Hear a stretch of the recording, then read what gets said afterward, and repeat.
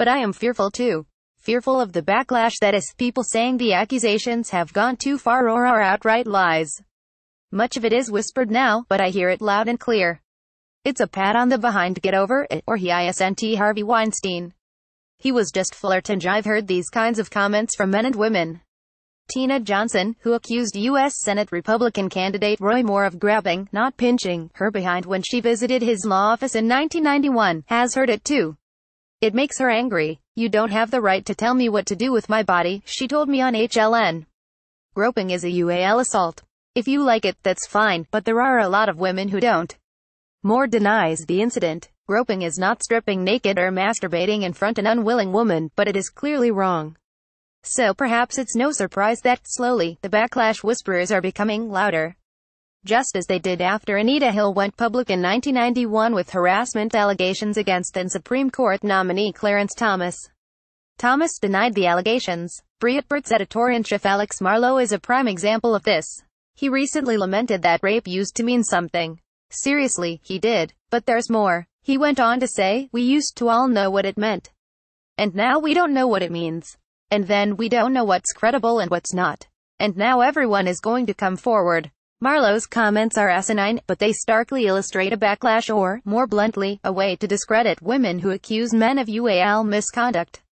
Kimberly Ross, who writes for the conservative website Red State, happily jumped on the backlash bandwagon after a fellow conservative tweeted only women should be allowed to serve in Congress until we figure out what the hell is going on.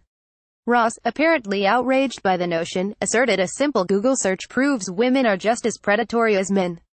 "The female gender has some serious issues that need addressing," Ross wrote. "Electing more women to the Congress just because they are women is a grand attempt at a virtuous solution. But it is nothing but ism." I could extol the reasons why a simple Google search is not nearly enough to justify Ross' logic, but I won't waste your time.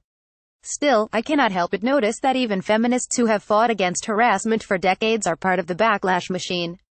I am talking to you, Nancy Pelosi.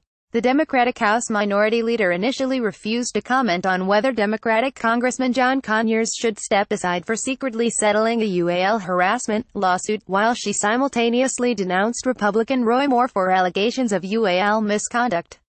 Pelosi, you put a decidedly political spin on something that is not remotely political.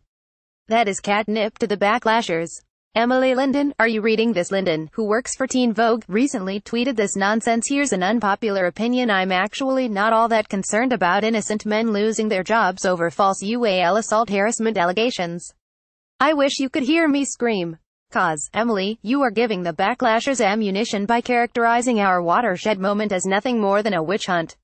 I am ecstatic that so many women are coming forward with stories of harassment and assault. But I also fervently believe we as supporters have to keep a lid on overcorrecting wrongs.